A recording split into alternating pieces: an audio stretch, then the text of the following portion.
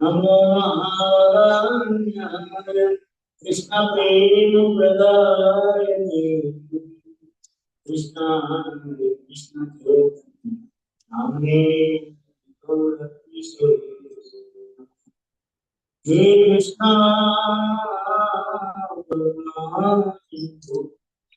दीनबन्धुजगत्पते गोपेश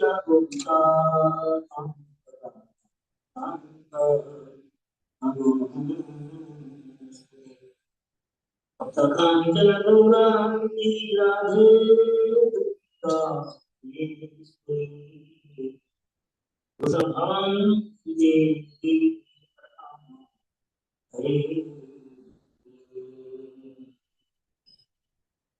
निगमकल्पतरोर्गलितं फलं सुखमुखारं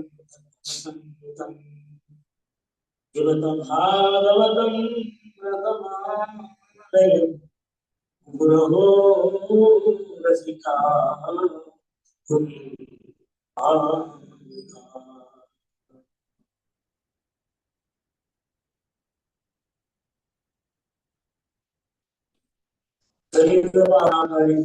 महापुरुष आविर्भाव महापुरुषों तलपై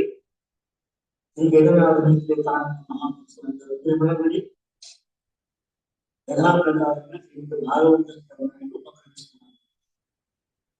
ఈరోజు నిత్యలా ప్రతిష్ట స్వామి మహారాజ్ వైట్ తిరోభావతికి వారి వైద్య విశ్లేషణని ప్రమాణం ఇంతకుముందు విన్నాము. వారు గుంటూరు భౌతిక పరిసరాలలో వచ్చారు.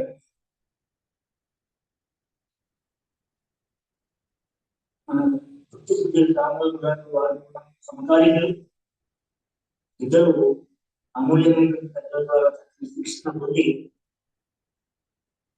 అందరినీ అంత ఆదరిస్తూ ప్రేమపూర్వకంగా కోరుకుంటూ ఆహ్వానిస్తూ శ్రీ చైతన్య మహాభారత ప్రేమ సిద్ధాంతాన్ని కనుక చాలా విస్తృతంగా ప్రచారం చేసి చక్కనైనటువంటి నియమబద్ధమైనటువంటి జీవితాన్ని పెడుతూ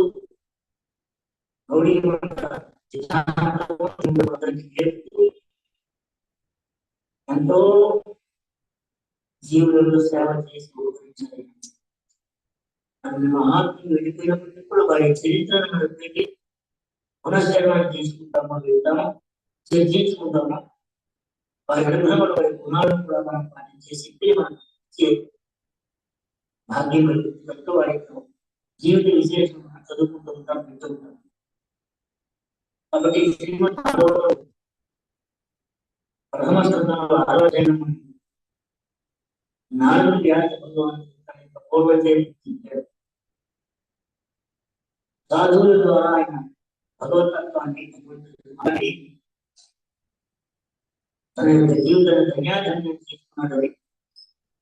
అందుకని భగవంతుని గురించిన పరిచయం చేసి జీవులు ఎప్పుడు కూడా ధర్మాత్మకమైనటువంటి వాటికి తీవ్రమైన ప్రయత్నం చేయకుండా భగవంతుని యొక్క నిత్య సేవ చేసి రుచి కలిగించాలంటే భగవంతుడు ఇక్కడ వాస్తవంగా అందరికీ ఆచరించేటువంటి జీవులు ఎవరైనా వర్ణించాలి. వారి యొక్క మహిమ తెలిసినప్పుడే జీవులు సహించే మార్గం కొరకు ఇందులో ప్రవేశిస్తారని ఉపదేశించిన తర్వాత శుక్రవారిని పరీక్షిత్ మహారాజు గారి గట్టిగా సూత్రవారి సమీకాల మహారాజు అడుగుతున్నాను. అలాగే నారదుడిని వ్యాస భగవానుడు అడుగుతున్నాను. ఏం నిజమ్య భగవాన్ దేవదేవ్యత్మతర్మచ భూయః ప్రప్రచ్ఛతం బ్రహ్మణ్య సత్యవతీ సుతః. బ్రహ్మజ్ఞుడా దేవర్షి నారదుని ఈ విధముకు జన్మను గూర్చి కర్మను గూర్చి శ్రద్ధగా సత్యవతి తన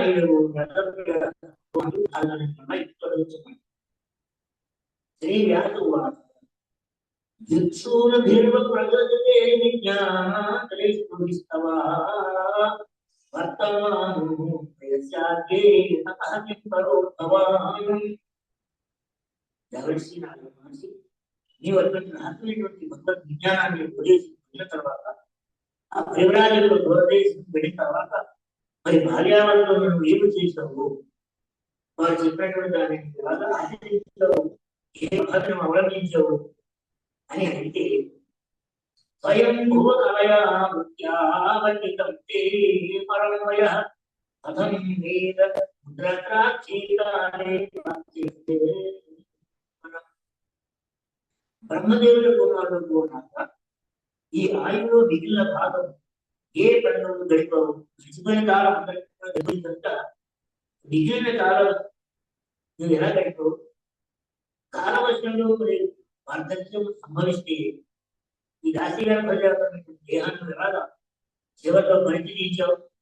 ఎందుకంటే దేహానికి ముందు ఏ రకమైనటువంటి అవస్థ ఇందులో ఉంది అదే విధాన్ని విడిచిపెట్టామా, అది ఇతరులకు కూడా ఆదర్శంగా ఉంటుందిగా ఈ దేహత్యాగ విధానం ఎలా తీసుకుంటామని అడుగుతూ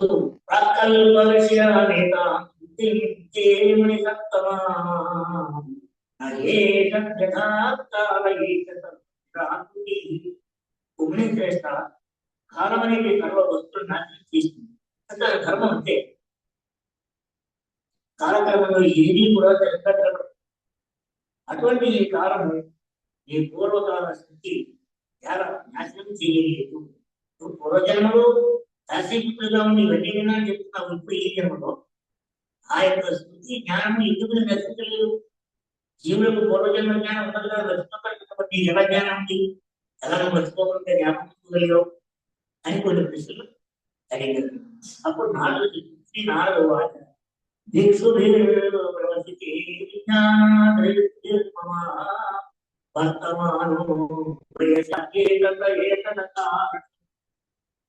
మహర్షి నాకు భగవద్ విజ్ఞానం ఉద్దేశించినట్టు పదవ్యాసుడు దేశాంతరం వెళ్ళిపోగా అర్యావత్యందు నేను ఈ చెప్పబోయే కర్మను ఆచరించాను.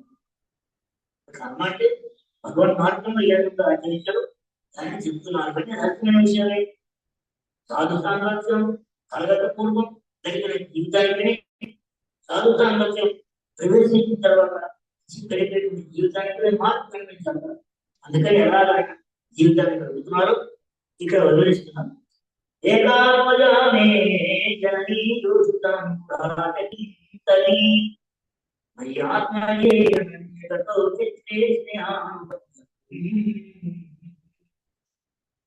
నా తల్లి ఒకప్పుడు సహజంగా బుద్ధిహీనురాలు, అమల పరాధీనమైన నేను ఒక్కరిని కూర్చుంది కదా, అందుకని వేరే దిక్కు లేక నాపై అధికమైన ప్రేమ చేస్తాను. ఆమె నన్ను ప్రేమగా చూసుకుంటూ ఉండేది. అలా ఉండగా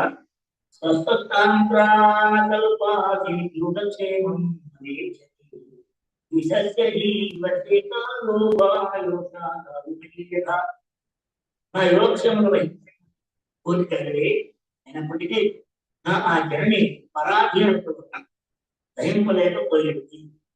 ఉంటే పిల్లవాడు వేరే దిక్కు లేదు, రాశిగా పనిచేసి చాలా లోపల కూలిపోతూ ఉండేది. ఎందుకంటే రాష్ట్ర శ్రీమూర్తి ఆడించు అని ఇచ్చినట్టు అన్నట్లుగా ఈ లోకం అంతా ఉపదించడే నడుచుతున్నది. మానవులందరూ గ్రహించవలసిన విషయం జగత్, కాలం, ధర్మం సర్వము భగవదధీనం. ఎప్పుడు అనుకున్న ప్రకారంగా ఇది కూడా జరగదు. భగవద్గా నిర్ణయించారు అనలేదు. అంచేత అహం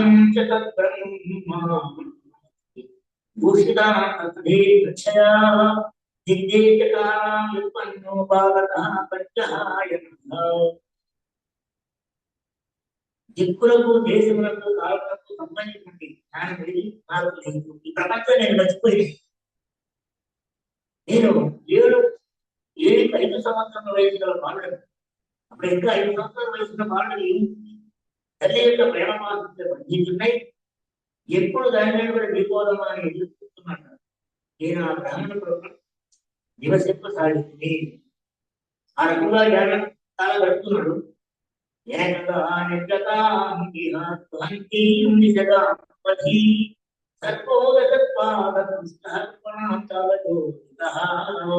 సుఖము దుఃఖం అనేది రెండు కాలక్రమంలో జీవుడికి తప్పనిసరిగా అందుతాయి. దాంట్లో ఎటువంటి సందేహం లేకుండా ఒకనాడు రాత్రి ఆవిడ పాలు పుడుతుంటే ఆవిడ బయటకు వెళ్తున్న పాలు పుట్టాలనుకున్నా జీవుడుగా ఆ పాము సరిగ్గా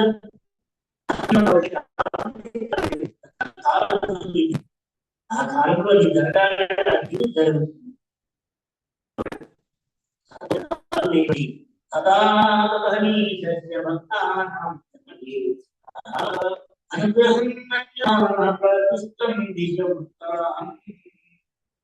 కష్టం వచ్చినప్పుడు ఏ రకమైన మనోధైర్యం కలిగి ఉంటారో 5 సంవత్సరాల పిల్లవాడు ఆ మరణవాళ్ళను విని అది భావించి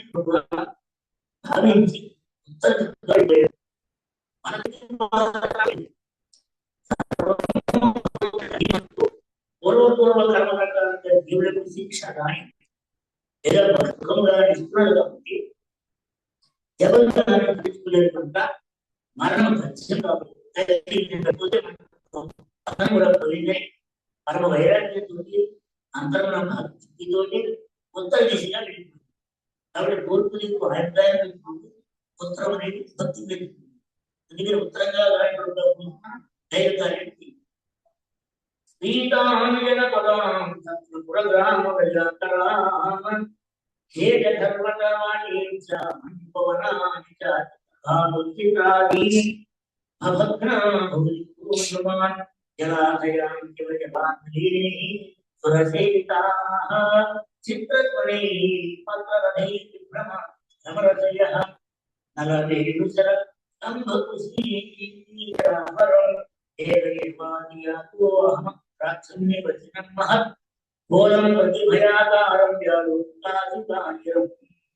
ఒంటరిగా ఎక్కడికి తిరుగుతా నేను దిగుకోవట్లేదు. ఉత్తరంగా వెళ్ళిపోతూ తన ధాన్య సముద్రమైనటువంటి అనేక దేశాలు తిరిగారు, రాజధాని తిరిగారు, విప్పుల్లో దూతులు ఉండేటువంటి నివాసాల దాటుకుంటూ వెళ్ళారు. లోపల పల్లెలు, రత్నాలు తెలియటువంటి బరులను, రైతుల గ్రామాలను, కొండలు, కోనలు, గ్రామాలు, పూలతోటలు, వనాలు, కోనాలు, సువర్ణ రేగాలి, ఇవి ధాతులు అంటే పర్వతాలు. పర్వతాలు కూడా ఈ ధాతులు దొరికాయి. బంగారము, వెండి, రాగి ఇవన్నీ కూడా పర్వతాలు ఉంటాయి. అవన్నీ తిరిగాయి. ఏడుగుల తొందరం చేత ఇరువునేటువంటి కొమ్మల గల చెట్లు, ఇరువుకి చెట్టుని విచ్చేస్తాయి. అవన్నీ అని చూశాను. పవిత్రమైనటువంటి జలాశయాలు చూశాను. అదేవిధంగా వివిధమైనటువంటి పనులు చేసే పక్షుల చేత, ఇంట్లో సంతరించే ప్రజల చేత వెళ్ళేటువంటి సురసేవితమైనటువంటి భక్త సోదరాలు చూశాను. అన్నము, వేరు, విత్తు, శరము, వేరు చెట్లు, గర్భ చెట్లు, అదేవిధంగా అనేకమైనటువంటి సర్వమైనటువంటి అడవుల ద్వారా నేను ప్రయాణం చేసిన మహాభయంకర ప్రయాణం అది. సర్పములకు, గుడ్లగోగులకు, నచ్చలకు వివాహమైనటువంటి ఆ యొక్క మహారణ్యం చేస్తున్నాను. చిన్న పిల్లవాళ్ళ వయసులో రాత్రి పగులు అని కొన్ని జంతువులు పరమ వైరాగ్యంతో అడవులను తిరుగుతున్నాను. పరిశ్రాంతి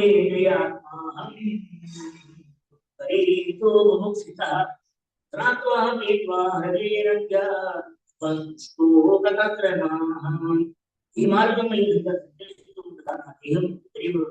అయిపోయి విడిపడతాను. సమయం ప్రకారంగా ఆ ఉన్నటువంటి నదీ జలాల్లో స్నానం చేసేవాళ్ళు తన దత్తులు తీర్చుకున్నాను, కొంచెం ఆచరణ తీసుకున్నాను. ఈ విధంగా కొంత స్నానం వల్ల, భగవంతుని యొక్క మంత్రం చెప్పడం వల్ల శ్రమ కొంత పోయింది. ఆ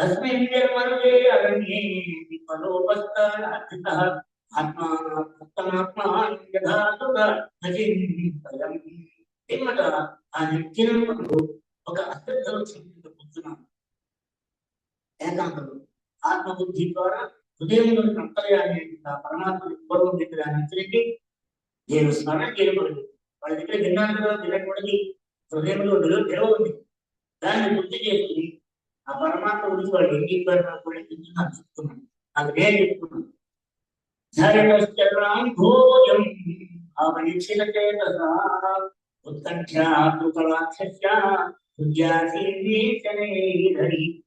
ఇప్పుడు కూడా మనం ప్రతిరోజు చాలా వేగంగా మనసు చెప్పినటువంటి దాన్ని వెంటనే దాన్ని క్రియాత్మకంలో పెడుతున్నాం కనుక రెండు కూడా కలిసిపోయిన కారణం చేత వాటి ఉండేటువంటి విభిన్నత వరకు అనట్లేదు.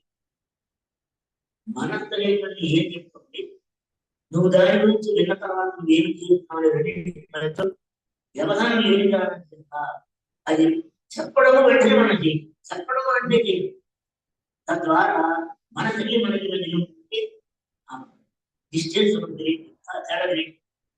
అందుకే ఏకాగ్రంగా చేసేపు క్రియ ఏమీ చేయకుండా ఏమి రకమైన మాటలు పంట ఉంటారు. ఎందుకంటే కర్మేంద్రియాలు పనిచేయకుండా జ్ఞానేంద్రియాలు కర్మేంద్రియాలు కనుక కొంచెం రెస్ట్ ఇచ్చినట్లయితే జ్ఞానేంద్రియాలకి ఎక్కువ సమయం దొరుకుతుంది.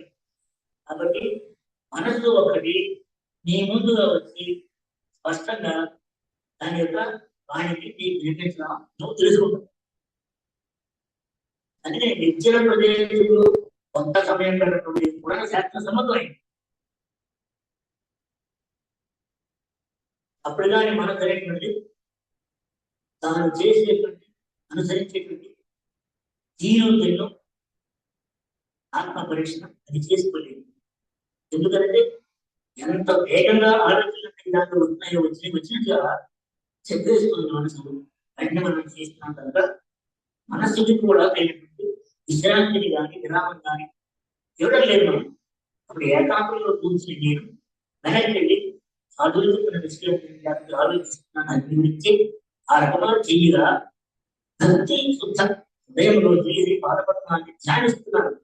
ఇక్కడ ధ్యానం అంటే ఏంటంటే సాధుత్వ అంగత్యంలో శాస్త్రం వినకుండా మంత్రోపదేశం లేకుండా భగవంతుడి యొక్క మహిమ స్ఫురించేటువంటి నిక్షిప్తమైన శ్లోకంలో నీకు తెలియకుండా శూన్యమైన మనస్సులు మనం కూర్చుంటే ధ్యానం.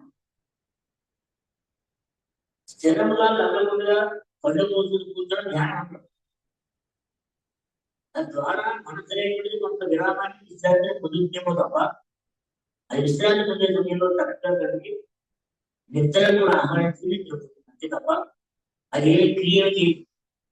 ఎందుకంటే నిరంతరం ప్రపంచమైన ఆలోచనలన్నీ అది పోగు చేసుకుంటూ అన్ని లోపల దాచుకుని వాటిని బయటికి మనం పంపిస్తూ మళ్ళీ దాని ఒక క్రమమైన పద్ధతి ఏమి ఉండదు. అది భోజనాన్ని ఆలోచించుకుంటూ పోతుంది. అందుకని ఈ మనసు అనేటువంటి దాన్ని పక్కకి తప్పించి నిన్న మనం చెప్పుకున్న కర్ణగంధం ద్వారా తెలియజేస్తుంది దివ్యమైన భగవంతుడు అప్రాంతమైనటువంటి శబ్దజాలం ఏదైతే ఉందో మంత్రరూపంలో కానీ స్వతం రూపంలో కానీ దానిని ఆత్మ అనేటువంటిది నెమరేసుకోవడం. ఆత్మ చేయని ధ్యానం మనసు కాదు. మనసుకి భగవద్ ఆరాధన ఏమాత్రం ఉచించదు. అది మనం ముందు కనిపెట్టుకుని దానిని మనం ఏం కూడా మనసుని మనం సహాయం చేసుకోలేదు ఉందండి. ఆత్మని తీసుకొచ్చి ఎదుగుతా కూర్చోబెట్టి నువ్వేం విన్నావు, ఏం చేయదలుచుకున్నావు, ఎంతవరకు యొక్క ప్రోగ్రెస్ అభివృద్ధి ఉంది, నీ యొక్క ఆసక్తి అనేటువంటి పెరుగుతుందో తగ్గుతుందా, ఎంత ఆత్మ పరిశీలన మనసు కాదు. అది మనసుని సైలెంట్ చేసిన ఆత్మకే ధ్యానం అనుకుంటుంది. అంటే నేను ఏం చేస్తున్నా ఇప్పుడు ధ్యానం చరణానుభూయం భావన చేసే ఆ భావన మీరు ఏకాంతంలో చూసినప్పుడు మనసులో తెచ్చుకొని ఉత్కంఠ ఆత్మకలాక్షిస్య విద్యార్థినే సదైవ నిరంతరము భక్తి శుద్ధ హృదయంతో శ్రీహరి పాదపత్రాన్ని ధ్యానిస్తున్నటువంటి దర్శించాలని తీవ్రమైన కొలుపుకొని లేకపోతే చేత అద్భుతమైనటువంటి ఆ హృదయం తెల్లడైనప్పుడు దాన్ని దర్శించిన భగవంతుడు దర్శనానికి తగిన సమయం ఆయన నిర్ణయించుకుంటాడు. మనం కరుణ నిర్ణయం ప్రకారంగా ఇంతకాలం సాధన చేశాం, భగవంతుడు ఎందుకు కనిపించండి అని ప్రశ్నించే అధికారానికి రచించేటువంటి పరిస్థితి వెంటనే భగవంతుడు దర్శిస్తాడు తక్షణాతని.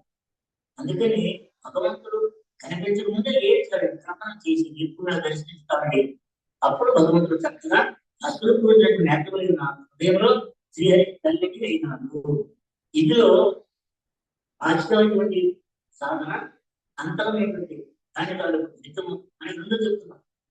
మరి ధ్యానంలో కూర్చుంటే దర్శించినప్పుడు ఈ బయట ఉండే సాధన ప్రతి అంతా ఎందుకు చెప్తున్నారో ప్రతిసారి కూడా నేరుగా నేను కూర్చుని ఎంత చేయండి సరిపోతుంది. ఈ బయట ఇంత ఏర్పాటు చేసి ఇన్ని నియమాలు పాటించి చివరికి మళ్ళీ హృదయంలో మొదటి ముందున మార్గంలో కూర్చుగా ఎంతలేదంటే హృదయంలో భగవద్ దర్శనం ఇదైతే రాలేదు.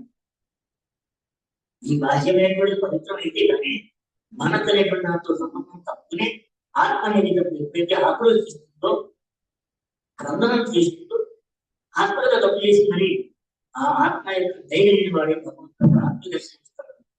కాబట్టి ఆత్మని భగవంతుడికి దర్శించారో ఇక మనసుతోటి ఆ వ్యక్తి భయం ఉంటుంది. మనసు అనేటువంటి ఆయన నియమించింది కొద్దిగా పక్క తప్పుతుంది. అంచేత ప్రేమాది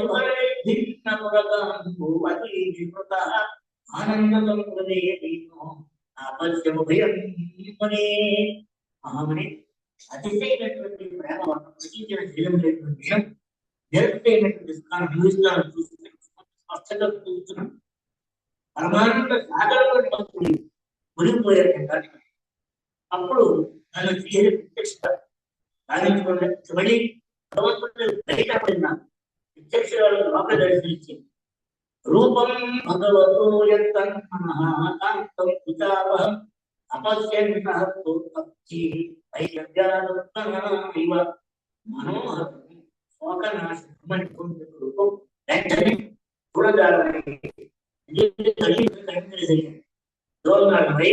నేను దిశావస్తుంటే టాబ్లెట్ కళ్ళు తెరిచి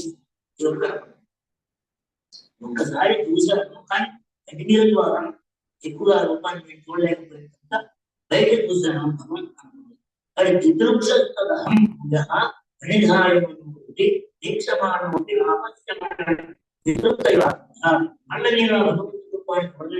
కానీ హృదయంలో నేను మళ్ళీ కనబడతాను చూశాను. కానీ అక్కడ అతృప్తులై నేను సాధనపై పడి ఉన్నాను. మరియు సంపూర్ణంగా సంతృప్తిగా భగవాన్ దర్శనం చేయలేకపోయినా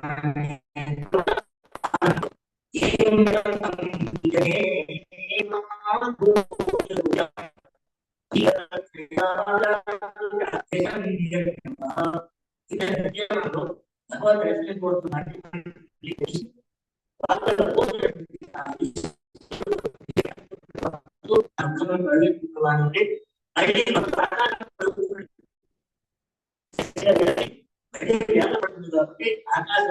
చెప్తున్నాడు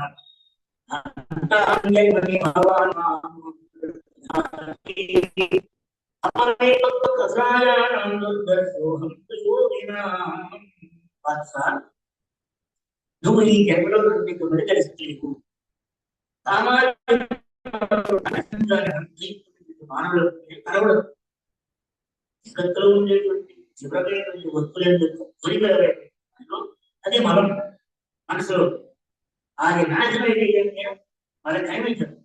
అందుకని ఇక్కడ చతుర్జర్జితం రూపమే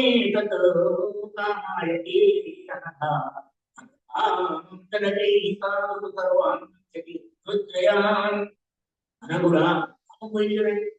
నాపై అనురాగం బుద్ధిమంతుడు నీకు ఒక్క మార్పు పని చూపించాడు. భగవంతుడు కూడా ఒక దర్శనిస్తాడు.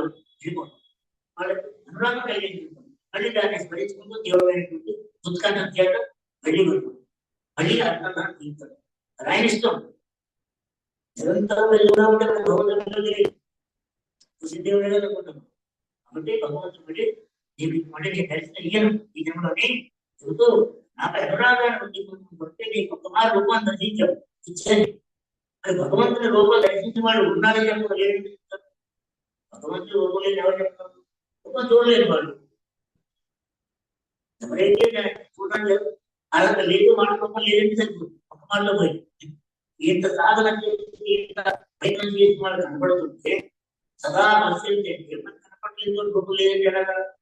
అంచేత ఆయన అదనస్తులైన భక్తుడు క్రమంగా హృదయం సాధనలను నెమ్మదిగా ప్రత్యేకలో తేలిగ్గా హఠాత్తుగా కాపాడుకో లెక్క పెట్టలేని జన్మల ద్వారా లోపల తమైనటువంటి కోరికలు అన్యాభిలాషలు అవన్నీ తొలగాలంటే కాలం పడుతుంది. సత్సేవయా దీర్ఘయా విజయకామయుధావతి చిత్వావతిలోకం దత్తామజ్జనకామలి. నువ్వు చేసిన సత్పురుష సేవ కల్పకలుగుతుంది. దాని ద్వారా యొక్క నీకు అస్థిరమైనటువంటి బుద్ధి ఏర్పడుతుంది. అందువల్ల నీ రాజ్యాలు ఈ విధంగా వదిలిపెడితే అప్పుడు నాకు ఫాస్ట్ అవుతుంది. అది విన్నటువంటి ఫలితంగా నీకు అస్థిరమైన బుద్ధి ఏర్పడుతుంది. విషయ బుద్ధి కాదు, భగవంతుడి దర్శనంలో ఉన్నటువంటి తపన ఏర్పడింది. కానీ ఈ దాసి గారి ప్రజల తనువు వదిలిపెట్టే కానీ దేవదేహం నీకు నా భాష దేహం నీకు రాదు. కాబట్టి మతిర్మయం ధ్యేయం నా ప్రజలు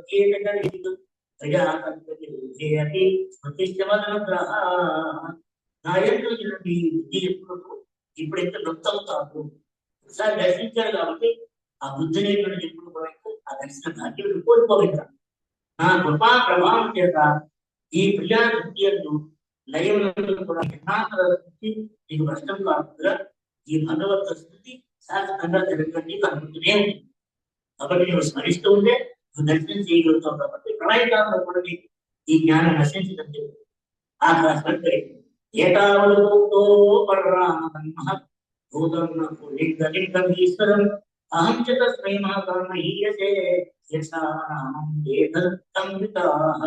ఇంతవరకు చెప్పినటువంటి సర్వవ్యాధి అశరీరి సర్వనీయత విభజన అన్నకూడదు. ఈయనెవరో ఈ లక్షణాన్ని చెప్పారు, హరిని దర్శించారు. మళ్ళీ హరి తన సొంత వాళ్ళతో వినిపించారు.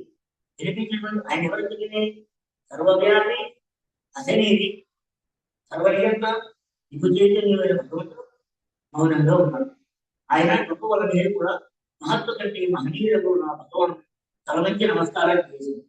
భగవంతుడు అడుగుతాడు, దర్శనం ఇచ్చాడు, మళ్ళీ ఉపదేశం ఇచ్చాడు, నా తగ్గని భగవంతుడు దేనికి చెప్పాడు, నమస్కారం.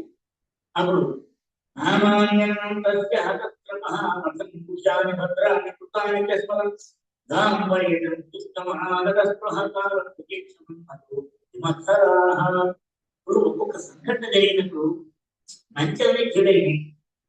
తదుపరి మన సమయాన్ని ఎలా జరుపుకోవాలి, స్థిరంగా భగవంతుని ఆరాధన వెళ్ళిదని ఎలా నియంత్రణ చేసుకోవాలంటే ప్రణాళిక చేసుకోవాలి. లేకపోతే ఆ సుఖం కానీ దుఃఖం కానీ చాలా పెద్దమైన గండిపడి అవగాహన తీయని మామూలుగానే మనకు స్థిరం అస్థిరం. భగవద్ ఆరాధనకి ఆసక్తి ఉండదు, నేర్చుకోదు, ఏమీ గుర్తుకొచ్చుకోదండి, నియమాలన్నీ అసలు అటువంటి మనసుని మనం ఆధారపడి భగవద్ చేయాలి. కాబట్టి ఒకసారి భగవద్ దర్శనం అయిన తర్వాత నీ బుద్ధి ఇంకా చంచలం కాదు. కాబట్టి నువ్వు స్థిరంగా ఉండగలుగుతా చెప్పి నమస్కారం పెట్టి అనంతరం నేను పచ్చని పెట్టి అనంత దేవుడి నామాలు ఎల్లప్పుడూ ఉచ్చరిస్తూ గట్టిగా పలుకుతున్నాను. నామం నామంతో పూర్తి ఆయన లింకపై భగవంతుడి నామాలన్నీ పిలుస్తున్నాడు. దాంట్లో రహస్యమైనటువంటి శుభమైనటువంటి భగవద్గీత నేను స్మరిస్తున్నాను. ఎవరినీ కూడాను విని స్మరిస్తూ ఆయన మనం ప్రత్యక్షంగా ఆలోచించుకోవాలి. అంటే శ్రవణము ద్వారా కీర్తన ద్వారా దీని తర్వాత అర్థమైనటువంటి దశ స్మరణం. ఈ స్మరణము ద్వారానే భగవంతుడు సుస్పష్టంగా మనం వెళ్ళగలుగుతాం. కాబట్టి ఈ మూడింటిలో ఏది లోపించినట్టుగా పరిపూర్ణత రాదు. భగవంతుడి యొక్క లీలని ఎవరి దగ్గర ఉంటున్నాయి, ఎవరి దగ్గర ఏంటి ఏమంటారని విశ్వాసం కలుగుతుందో వారి దగ్గర విన్నాం. కాబట్టి లీలా శ్రవణం విన్నటువంటి దాన్ని మాత్రమే దాంట్లో మళ్ళీ ఏమంటారు పురుపులు చేయకూడదు. భగవంతుడు ఎప్పుడైతే మనం ఉన్నది ఉన్నట్టుగా రచించిన మహాత్ములు శాస్త్రంలో ఉన్నట్టుగా మనకి చెప్పినప్పుడు అది పరమసత్యం అనేటువంటి విశ్వాసం ఉంటే దానిని కనుక మనం ఎప్పుడు స్మరిస్తూ ఉంటే అనే క్రమంలో భగవంతుడు సంతృష్టి పొంది మనకు కూడా అటువంటి దర్శనమిస్తాడు అనేటువంటి నిర్ణయం నిశ్చలమైనటువంటి ఒక మార్గం అంత మార్గం నిర్ణయించుకుని ఆ మార్గం కూడా మనం వెళుతూ ఉంటుంది. అప్పుడు ఆ అద్భుతమైనటువంటి దివ్య శబ్ద ప్రభావం వల్ల హృదయమైనటువంటి దాంట్లో ఆ శబ్దజాలం అనేది జరుగుతుందిగా మొగ్గ విలువల ప్రకారంగా దాంట్లో ఉండే విషయం అంటే వికాసం అవుతుంది. ప్రకాశం ఉన్న వికాసం ఉంటే ప్రకాశం దివ్యజ్ఞానం ప్రకాశం. అప్పుడు భగవంతుడు మనం దర్శనిస్తాం. కాబట్టి హృదయ మాలిన్యం పోవడానికి భగవంతుని దర్శించడానికి ఈ స్మరణ అనేది కావాలి. అనంతరమునే విడిచిపెట్టి అనంత దేవుని యొక్క నామాన్ని ఎప్పుడు ఉచ్చరిస్తూ రహస్యమైనటువంటి సోమైనటువంటి ఆ భగవల్ని స్మరిస్తున్నాను. పృథ్వీపై పర్యటిస్తున్నాను. జీవితంలో అలా సంతోష జీవితున్నాయి. సర్వవిధ ఆశ్చర్యం విడిచిపెట్టి అహంకారం లేని వాడిని ఆశ్చర్యం లేని వాడిని జీవుతున్నాను. భగవద్ ఆరాధన కాలంలో వెళ్ళగలిగినటువంటి వాళ్ళు ఎప్పుడెప్పుడైతే పాత అలవాటు అహంకారం కామక్రోధాలు ఆశ్చర్యములు ఇలాంటివన్నీ అప్పుడప్పుడు ఎదురవుతున్నాయో వాటి ఎన్నో దృష్టి పెట్టకుండా అంటే ఉద్వాసం చెప్పి మళ్ళీ భగవదారాధన వెళుతూ ఉన్నది. వస్తాయి హక్కులు ఉన్నందుకు వస్తాయి. వాటి హక్కులు గుర్తుగా పోయి వదిలిపెట్టున్నాను. కానీ భగవదారాధన మనం వెళుతున్నాం కాబట్టి మధ్య మధ్యలో కనిపిస్తుంటుంది. ఎక్కడ దాకా ఎలా ఉన్నా బాగున్నాను. ఈ బాగానే ఉంటుంది. ఈ బాగానే ఉన్నాం. మీరు పని లేదు. జీవం కృష్ణమతే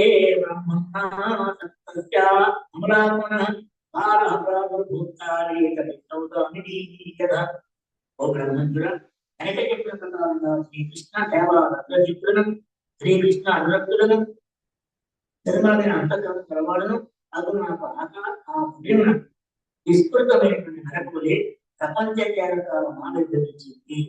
మృత్యుకాలం రావడానికి ఎక్కువ టైం పడుతుంది. వేగంలో విద్యుత్ రావడానికి ఎంత టైం పడుతుంది? చాలా మృత్యుకాలం వచ్చేసింది. అప్పుడు మళ్ళా అట్లా మృత్యు నాకు సమీపించింది. ప్రయుజ్యమానే ఆరబ్ధకర్మ నిర్మాణ పంచభౌతిక శ్రీహరి చెప్పిన శుద్ధ సత్వమైనటువంటి అప్రాకృతమైన చిన్నమైన భగవత్ ఆర్షులకు ఉచితమైనటువంటి శరీరము భగవత్ ప్రభుత్వం పుట్టుటకు యోగ్యులైనను. అప్పుడు ప్రారంభ కర్మ వచ్చినటువంటి ఈ పంచభూత శరీరము పతనమైంది. ఇందులో పడిపోవడానికి ఆ శరీరం వచ్చింటాను అది వెళ్ళిపోతాను. అప్రాకృతిన వచ్చేసింది. ఇంక ఇలాంటి మహానుభావుడికి పూర్వజన్మైనటువంటి పుణ్యపాపంలో భక్తుల్లో వచ్చే ఆత్మలో వచ్చేటువంటి ఎవరు కాదు. ధ్యానం చేయలేదు కనకాలు భగవంతు దర్శనం చేశాక కూడా కనకాలు మొత్తానికి అనుభవం ఎలా ఉంటుంది అక్కడ లేదు. అందుకే నేను ఏదో భగవత్ పాఠశాల చేయడానికి పొందాను. అల్పహం తైదమాదాయ శిశిలో ప్రాణం అల్పావధానం ఎంతకాలం గడిచిపోయిందో తనకు వచ్చింది. ఈ విషయం భక్తులు చేసి యథార్థ నామాన్ని జీవించి ఉన్నారు. అంతా జరుగుతూ వెళ్ళిపోయింది. ఇన్ని పోగా భగవంతుడు పడుతున్నాడు. అప్పుడు శ్రీనాథి బ్రహ్మదేవుడి విశ్వాసంలో కూడా నేను భగవాన్ని ప్రవేశించాను.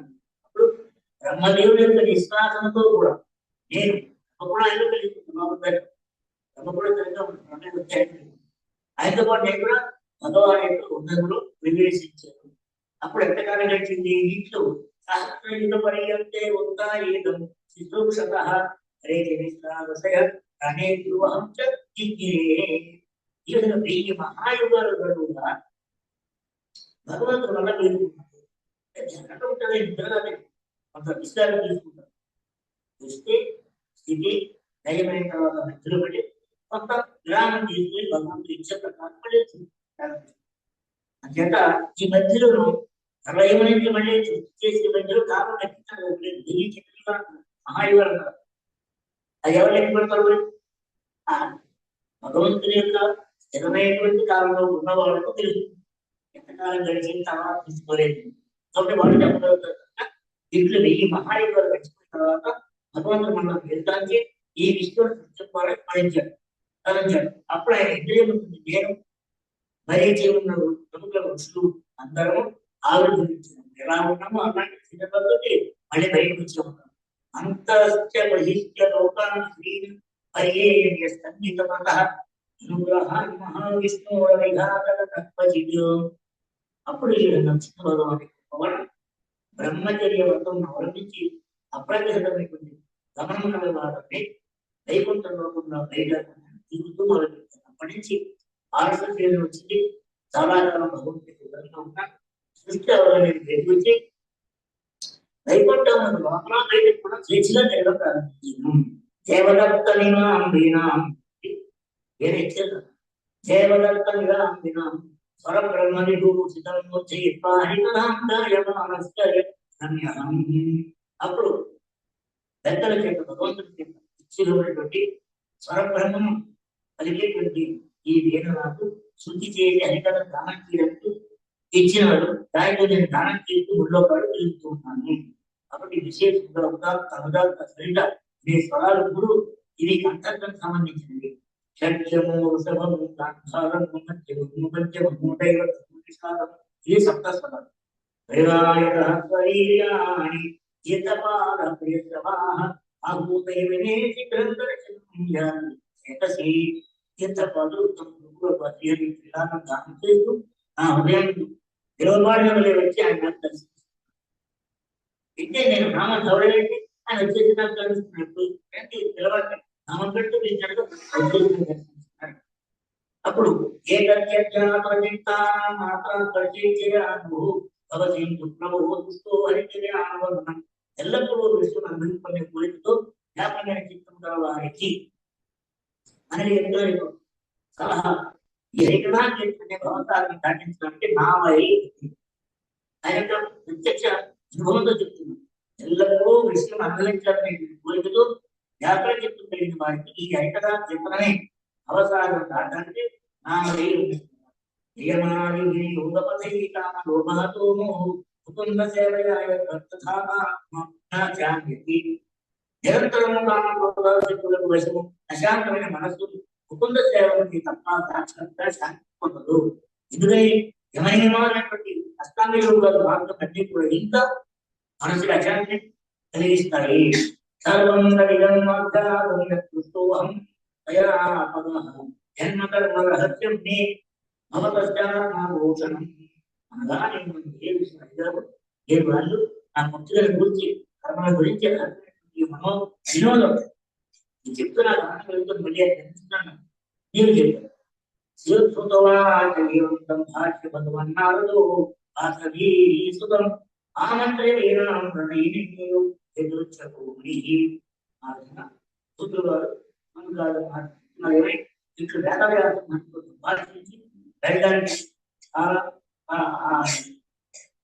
ప్రయత్నిస్తుంటే వెంటనే అనుమతిని పొంది స్వేచ్ఛాచార్యులు మహాయోగిగా పొందుకుంటూ హరినామాన్ని కీర్తించుకుంటూ వెళ్ళిపోయారు. అహో దేవోయం మనః నిత్యం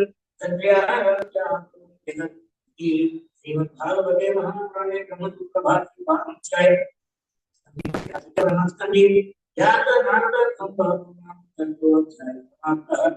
శ్రీ హరికీర్తనం ఆడేటువంటి ఈ నారద మహాని శ్రీ విష్ణు భగవాను కీర్తి తన వీణపై గానం చేసుకుంటూ వృక్షచిత్రే విషయభోగతత్వము ఈ ప్రపంచంలో కృష్ణ ప్రేమాన్ని కలిగిస్తున్నాడు. ఈ ఎంతటి అదృష్టం ఆయన అని ఈ అధ్యాయం 4 పూర్తి చేసి 7వ అధ్యాయానికి మనం ప్రవేశిస్తున్నాం. దాన్ని అశ్వత్థామ ద్రౌపది సంహరించే విషయాన్ని రేపు మనం వింటాం. అధికారం వామనేభ్యో వైష్ణవేభ్యో నమో నమః. హరే కృష్ణ కృష్ణ కృష్ణ హరే హరే హరే రామ రామ రామ హరే హరే. హరే రామ కృష్ణ రామాయ హరే రామాయ మాధవాయ కేశవాయ నమః. గోపాల గోవిందాయ శ్రీమధుసూదనా గోపాల గోవిందాయ శ్రీమధుసూదనా హరే హరి గోవిందాయ మదన హరి గోవిందాయ